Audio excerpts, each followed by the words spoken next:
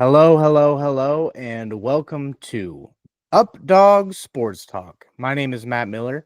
Joining me today is my very good friend, Justin McGovern. What's going on, buddy? Hey, ready to talk about our next three conferences here, the ACC, the Big 12, and the Pac 12. So, if you are just joining us, we are in the middle of a series right now where we are recapping the 2024 college football seasons for each conference. If you missed this last week, we recapped the SEC, the Big 10, and Independents. This week, we'll be talking about the Big 12, the ACC, and the Pac 12. So, who had a great season? Who failed? Find out in a moment. And as a show, we pride ourselves on representing everybody, not just the LeBron Jameses, LA Lakers, Dallas Cowboys, Kansas City Chiefs, Patrick Mahomeses, all them. We like to talk about the little guy too. Um, so we started up during COVID, and we pride ourselves on being a representation of the little voice. So to get right into our show today, Justin, what are we starting All with? right. Well, we are going in alphabetical order. So, we will be kicking off the Big 12 here with the Arizona Wildcats. This is a team that entered last year with very high expectations because they ended 2023 as one of the hottest teams in college football. And the big thing that happened was, their coach left. They made a decent hire, and they brought back their quarter. They still kept their quarterback and a top receiver in Tetairoa McMillan. Why did Arizona fall flat? I think it was too much change on offense. In terms of like play calling. I mean, this offense looked drastically different. Um, I give them a D grade because they had the talent to compete. They had the talent to be what Arizona State ended up being, which is kind of funny because Arizona State was projected to be bottom of the conference. Um, so I don't really have much to say about Arizona. They just kind of fell flat this year. I gave Arizona a D as well. Like I tried to give them a little bit of grace because this was a new head coach coming in, but you know they still have these high expectations. I think a lot of people wanted them to succeed, and as a result, just overlooked the transition they're dealing with on the offensive line. You know, the guys they lost at receiver outside of McMillan, they really struggled to find another option there. And then their best running back played against New Mexico, and then was told, "Oh, guess what?" The NCAA came and was like, "Oh, guess what? He might not be eligible, and we'll let you know." And then never ever told them anything on it, so he got held out the rest of the year for no reason. Great job, NCAA. And the defense had transitioned as well. You know, their best corner on defense, he waited until spring ball and then ended up deciding to stay. It felt like a big win at the time, and then you get in the fall and he just didn't mess with the team.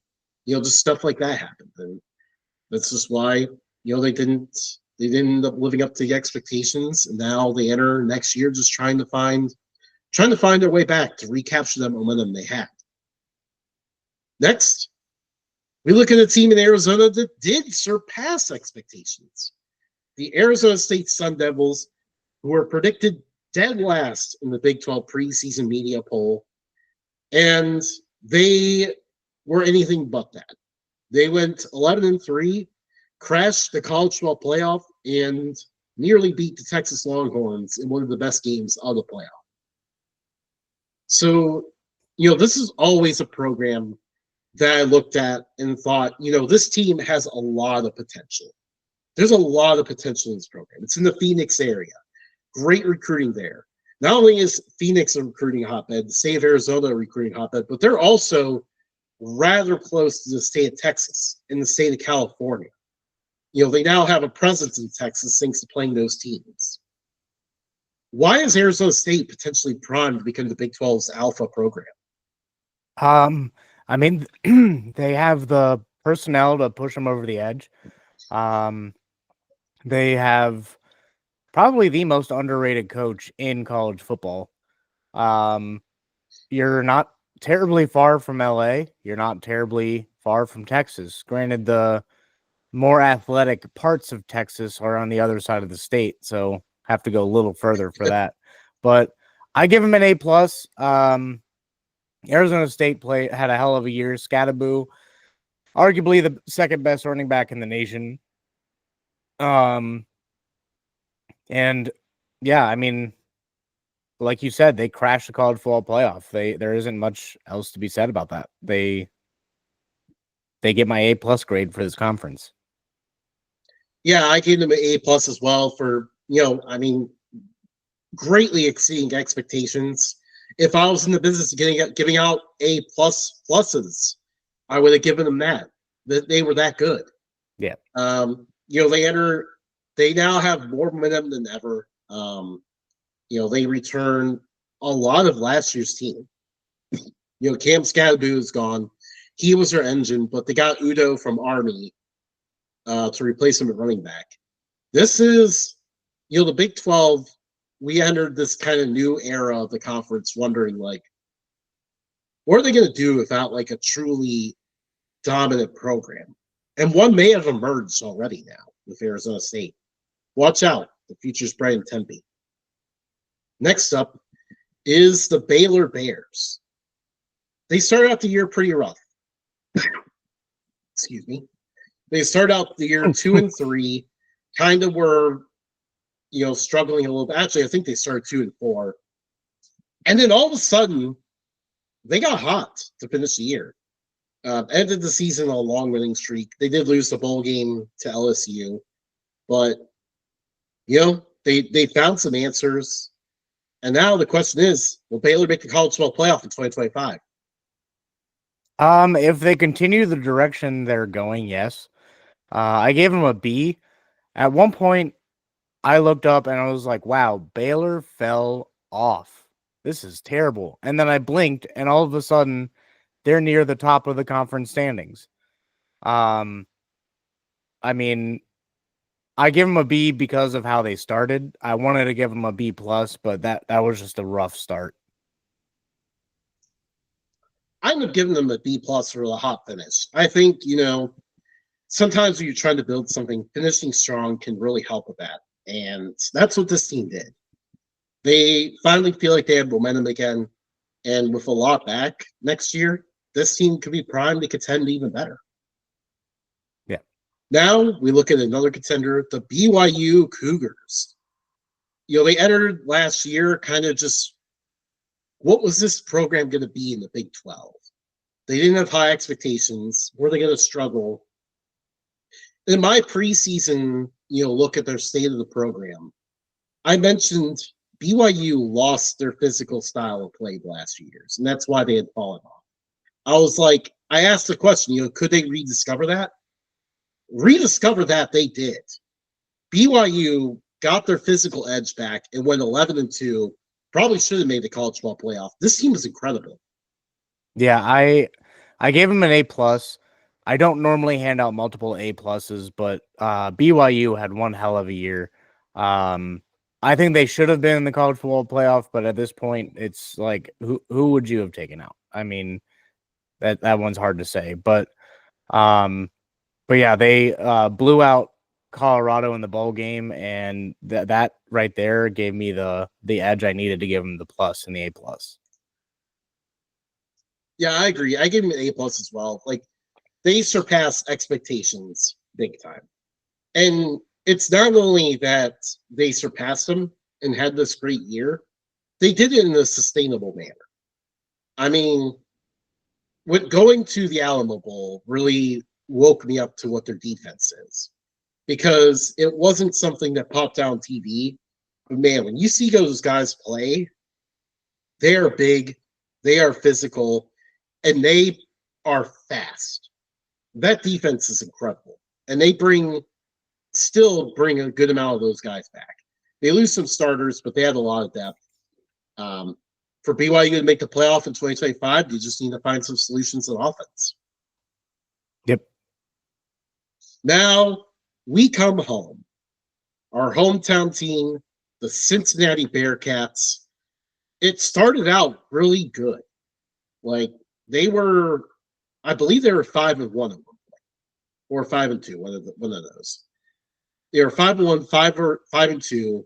Just came off a win over Arizona State, looking good, and then they ended the year with a total collapse. What happened? I mean, the same issues that plagued them last year. They couldn't get the ball moving in the red zone. Defense kind of fell apart. They had a few key injuries on the defense, so I think that had a big part to play. When your best player, Don Corleone, gets hurt, he was a potential first rounder. He came back. I don't know where he's gonna be projected after next season, but I mean, when you lose him, that's a big hole. Not just because he's a big man, but like talent wise, that's a big hole to fill. I give them a C-. They did have that hot start. They fixed a lot of the issues that plagued them last year, which is how they were able to start so hot. But I couldn't really give above that just because they just massively fell off. I mean, they ended up near the middle of the conference, which is big for them. Last year, they were at the very bottom. This year, they're moving up, so progress is made. Satterfield finds a way to save his job once again. Maybe he fails up and can move them up a few more spots and get another job, and so we can get Luke Fickle back. But UC continues to improve. They just need to be consistent throughout the whole year. Yeah, and I think another key was just like Sorsby did a pretty good job early in the year, took care of the ball really well, and then all of a sudden he fell off the wagon nearly. Yeah, started turning the ball over a lot.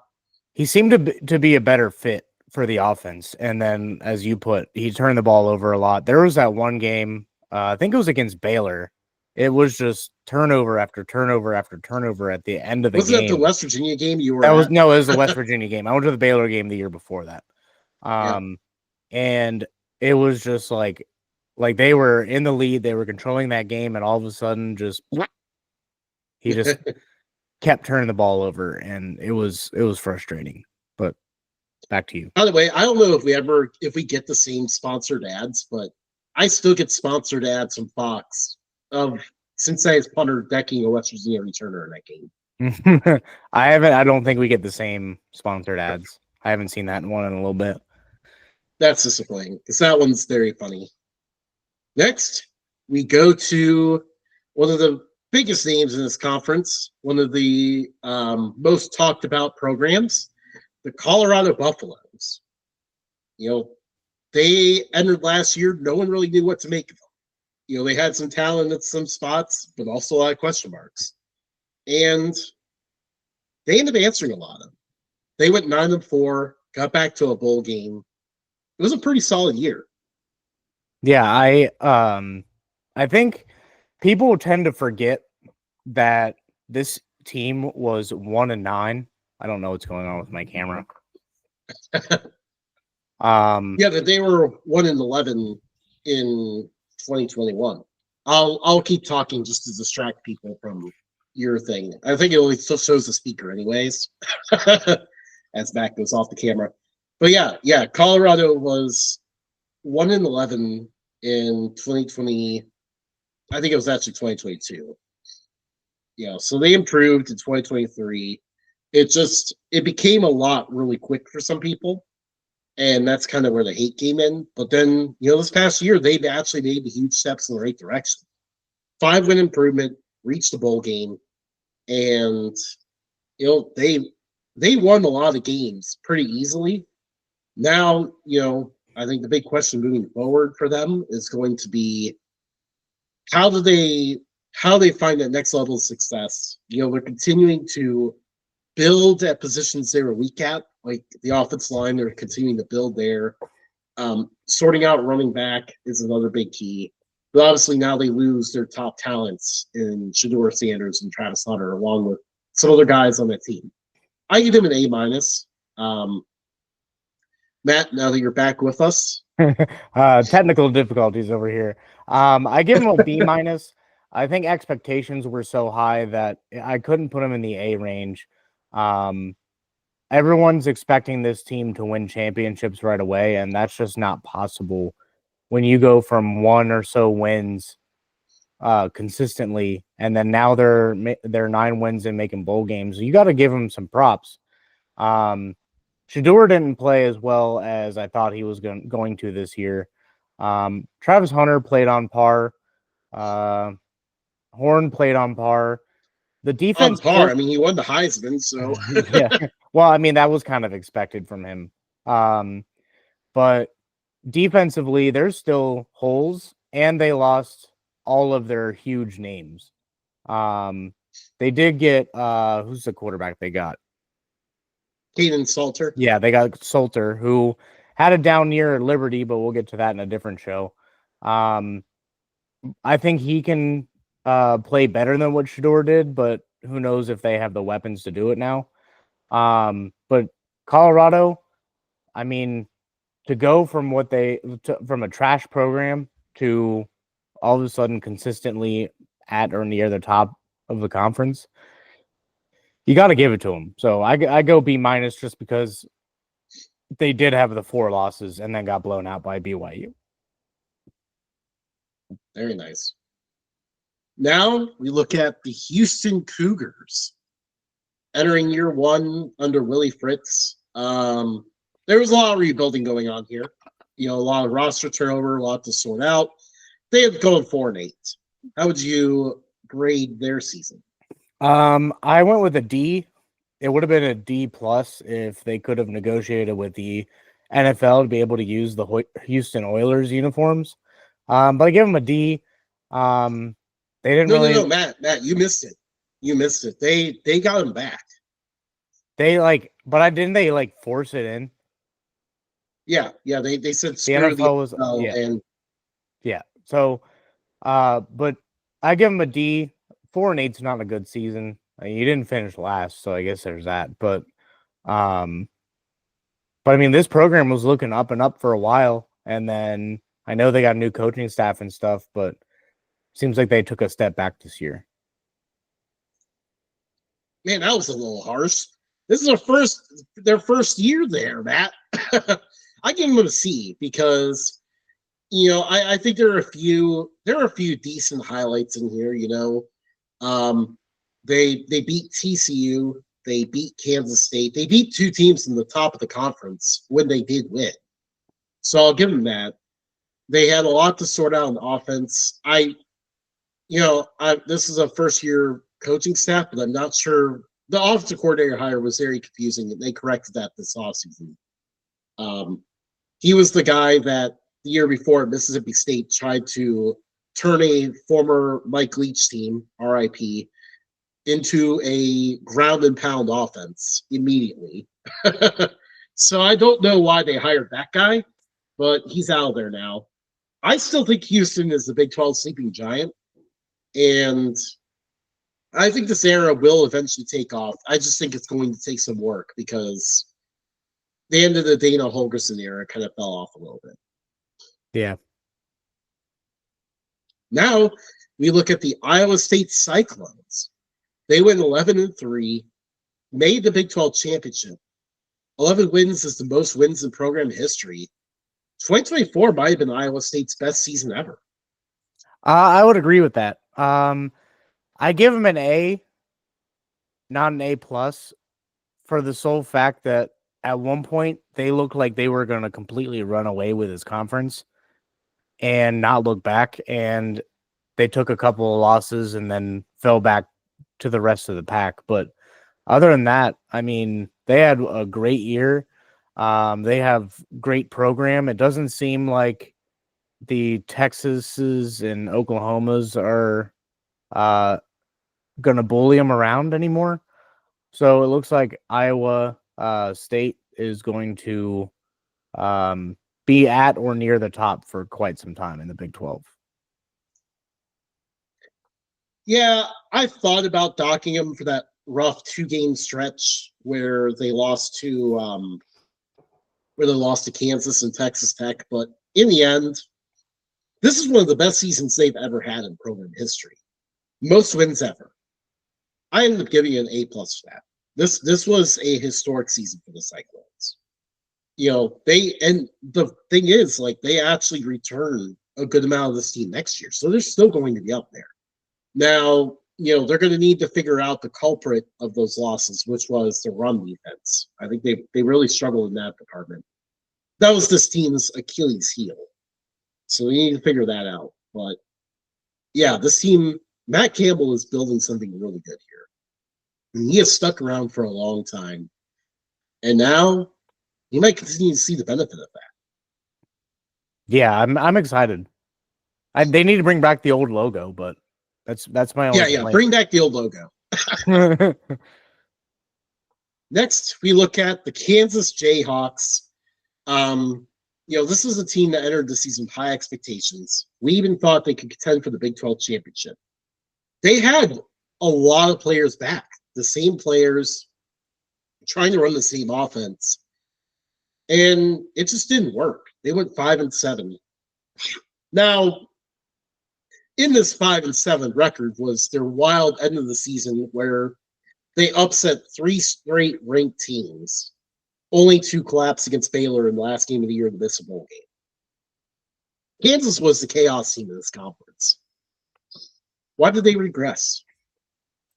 I'm not entirely sure. They had the maybe it was their offense coordinator, but they had their quarterback back, and he was healthy for at least beginning of the year. They had most of their offense back, so they should have done well. I give them a C.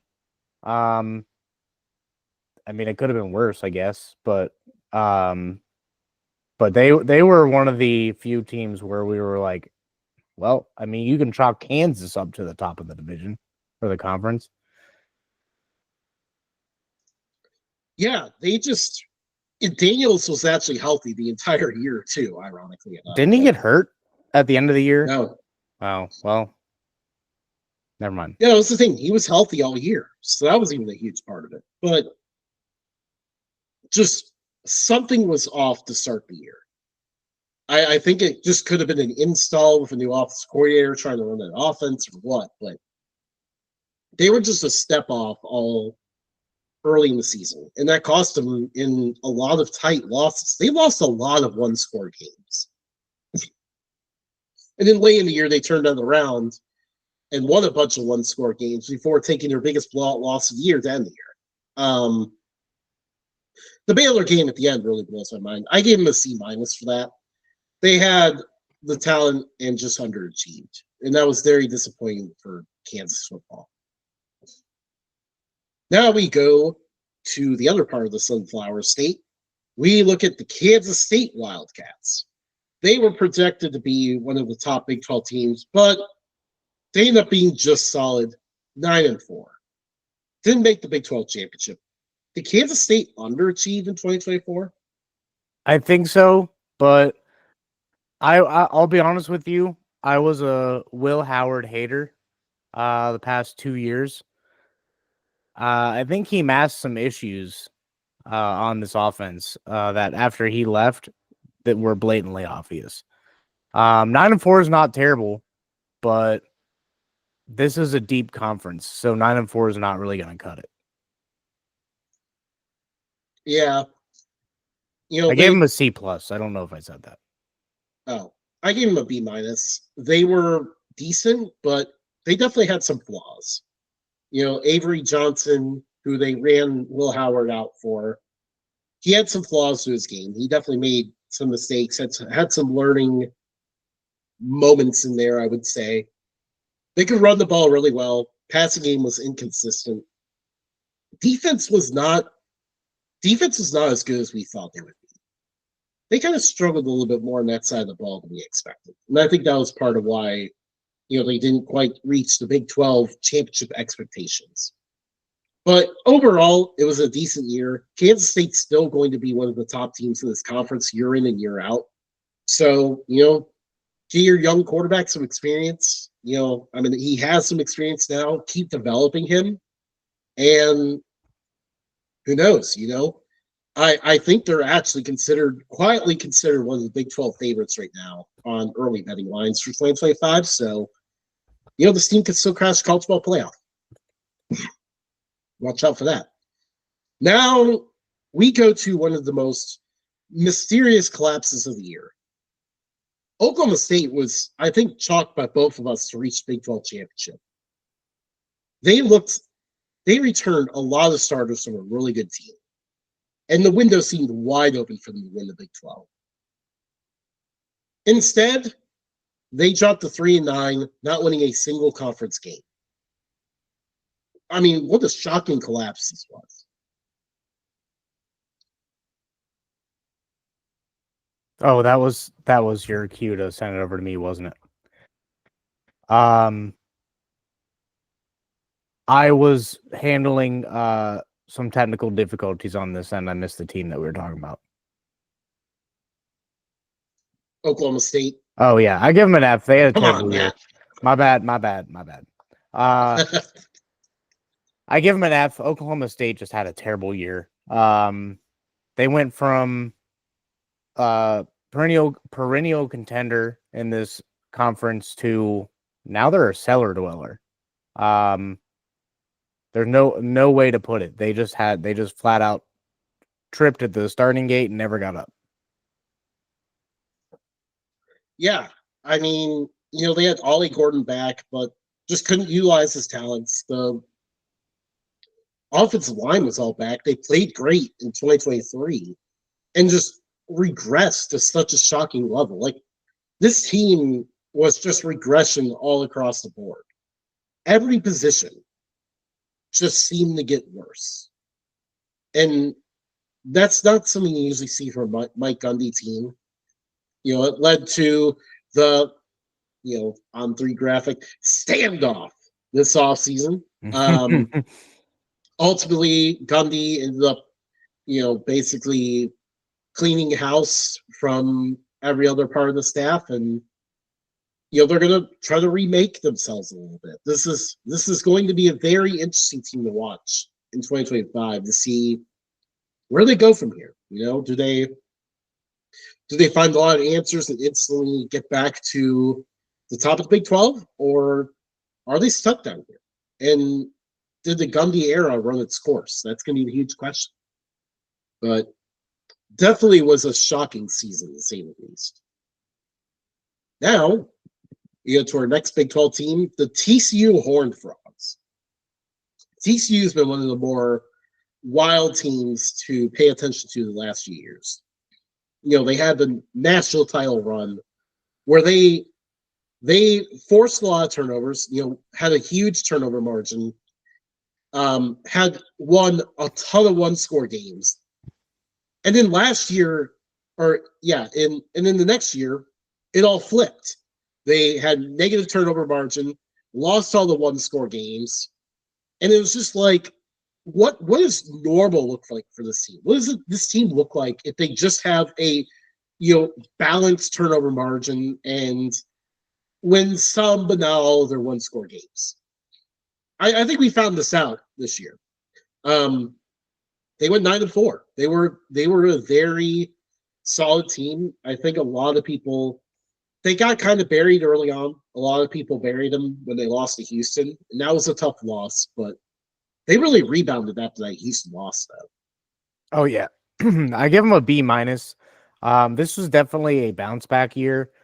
Maybe not to what people would want them to be at after making the national championship. But after that national championship, they lost a lot of players to the draft or graduation or transfers.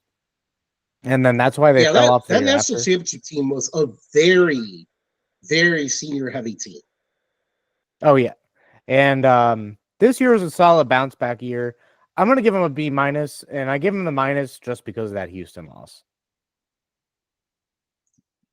I give him a B plus. I liked how the end of the year. 9-4 is a good record. Just very solid across the board. And now we look and see, what do they look like in 2025? Did they go to the top of the Big 12? Or did they regress again? That'll be the question. Yeah. Next, we look at the Texas Tech Red Raiders. This season for Texas Tech got off to quite the inauspicious start. They opened the season having to stop their former quarterback, Maverick McIver, from converting a 2-point conversion to beat Abilene Christian. Then they went on the road to Washington State and got crushed. Without the running back, but still got crushed. It was not looking good for Texas Tech. And, they ended up rebounding a little bit. They went 8-5, figured out a lot of answers. Now the question is, with a lot, their top 5 in returning production for 2025, all aboard the Texas Tech hype train? I am. I like what I see from them. They bounce back, and I mean, I give them a C plus. They were up and down most of this year, but they ended the year fairly nice. So for that, I give them a C plus. But you got to be a little bit more competitive if you want to be in the upper echelon of this conference. I think another big thing, because the margins are so thin, Texas Tech has got to stop having these, what are they doing losses. Every year it feels like they just have one. And last year it was losing by 30 at home to Baylor. Losing by that kind of margin at home is rough. So, that's going to be the kind of thing they're going to need to fix. But I think the future's looking pretty good in Lubbock. And they very much showcased their great facilities the other day as a reminder to recruits that, hey, maybe you should come here, not Arizona State. Next, we look at the UCF Knights. It felt like there's a lot of momentum with this program entering last fall season. We thought, maybe they could be a sleeper team that contend in the conference. Well, they went 4-8. Why did the Gus Bus crash? It just ran out of gas. They got KJ Jefferson in, and I don't think he played the entire year. I'm pretty sure they moved parts around throughout the year. I was looking forward to Space University rocketing their way up the conference standings. Well, here's the thing, though, because even though they were bad, their space game was still ridiculous. Arizona was their victim for that, and I think they won that game by 50. But still, I give them a D minus. They had a decent amount of expectations, and then they just couldn't settle on their roster. And I know you gotta change things up a little bit, but it seems like the quarterback position has to be one that's stable, and that was not a stable force this year. Yeah, they had a lot of eggs in the KJ Jefferson basket, and it just did not work. He struggled a lot. It seems, his potential early in his career never really panned out. So he struggled a lot. They tried to find different answers there, never really found any. And on the defensive side of the ball, they just couldn't get stops. And, they found themselves in the wrong end of a lot of shootouts. But, you're going to find yourself in that spot when most of your offense is running the ball and you can't play defense. That was what happened there. I gave him a D minus as well. The Gus Bus is no more because I think he left to be Florida State's offensive coordinator, one of those moves where I'm going to move before I get fired kind of thing. Yeah, so it doesn't taint his reputation, although I think it's a little too late at that. But they brought back Scott Frost. Nice. What I don't understand, though, is why did they hire Alex Grinch as their defensive coordinator? The world will never know. So I have a we'll feeling see what that's not going to happens. last long. I'll do my. I'm gonna get my article series going on coaching grades soon, and I'll be mentioning that to say the least. Now we look at another team that had a lot of hype entering the year. The Utah Utes were considered one of the favorites to win the Big 12. They had Cam Rising back, and everything was going to be good.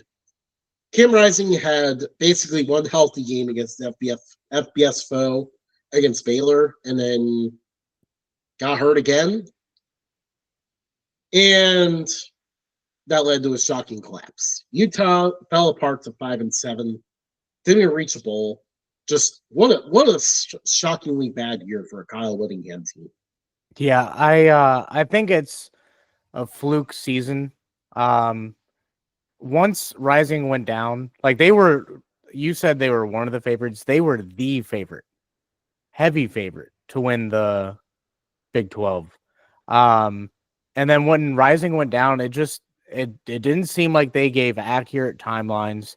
It seemed like the coaching staff and the team were just waiting for him to come back, and he just didn't. And like I give Yeah, him he came back for like I think he came back for like a half half. against Arizona Yeah. State. And it wasn't working, and then that was Um, it. and so I give him a D minus. I mean, you can't finish fourth worst team in the conference when you're the clear cut favorite to win. Something's got to give. Yeah, I gave him a D plus. I gave him a little bit of an injury excuse bump, but it only got them to a D plus because this is still a massively disappointing year. I think how unimaginative their offense has been got exposed a lot in the last 2 years. And I think that's been a huge problem for them. It's been a thing that's been holding them back. Like at one point, even before their bye week, their star running back was getting frustrated with how their offense was. So that definitely says a bad sign. Now, this could be a good buy low team entering 2025. Yeah. They got a new offensive coordinator. They're getting some new ideas. Not only that, but they're also bringing in an exciting quarterback in Devon Dampier for New Mexico. So this offense is going to be really interesting to watch next season. Finally, after such a rough run. They also we have know a 3-star quarterback. I can't remember if he's transferring in or if he's a recruit, but he ran like a 10.68. Shoot, I don't remember the length that he ran. I remember the time, but trust me, it's super fast. This guy can run. So they'll have some options at quarterback. Yeah. Definitely some ways to get some juice back to the offense and help out their defense because we know their defense is going to be salty as ever. Yeah. We wrap up the Big 12 with the West Virginia Mountaineers. Neil Brown seemed unfireable until he wasn't. West Virginia faced a tougher schedule, and there just was never a moment where they felt like a true contender under Neil Brown. They were only okay, and they went 6-7 this year. How would you grade them? I gave them a D minus. I mean, they had so much promise. That Penn State West Virginia game was supposed to be one of the biggest games of the year, and they did not deliver. And in fact, they didn't really deliver most of the year. They got lucky against a win against UC on some late turnovers and some bad calls. And frankly, I think the best thing that they did all season and off season so far is hire Rich Rod. Their future looks very promising with him back at the helm. There's a lot of excitement in Morgantown. Maybe Updog could make a trip out there next year. Who knows? But I can tell you, I will be there next year. I will be going to the Colorado game. I plan on going. I don't know. Well, that's a conversation when we get closer. But Yeah, I give him a D- for this past season. A+ Yeah. for off season so far though. Yeah, what's old is new at West Virginia. Yeah. But I am excited. This is the most buzz that we've had around the West Virginia program in a long time. We're verified on Twitter. We're verified on Instagram and Threads and Facebook. Still working on verification on TikTok, so that's probably gonna be a little bit. But We're real people. yeah, and we're a real business. And Threads, I guess, still a thing. Yeah. Not a whole lot of action on there. Most of my notifications are picked for you, and I don't know how to get rid of those. And the internet keeps telling me one thing, and I try to do it, and that setting's already off, so I don't know how I get notifications. I still find it very funny that Threads, they wanted to copy Twitter, but they didn't realize what group of people, what demographic goes to Twitter, which the main demographic of Twitter, the main reason why it even exists is because of sports fans. And the whole thread setup And degenerates. is basically like terrible for sports fans because I remember seeing like nothing is in chronological order. You can't even choose what you see on there. Like it just sounds all bad. Yeah, we're on there just for the sake of being on there because it's free and it's included with Instagram and Facebook. Well, there we go. Yeah, so exciting things over here at Updog Sports Talk. Yeah. You can find us on all of those platforms, including Podbean, Spotify, iHeart, YouTube Music, Apple Podcasts. Wherever you listen to podcasts, we're there. We're on social media. We're a YouTube channel. So yeah, like, subscribe, show some love, tell your friends about us. We're trying to grow this thing and give representation to all. So America, and anything else, Justin?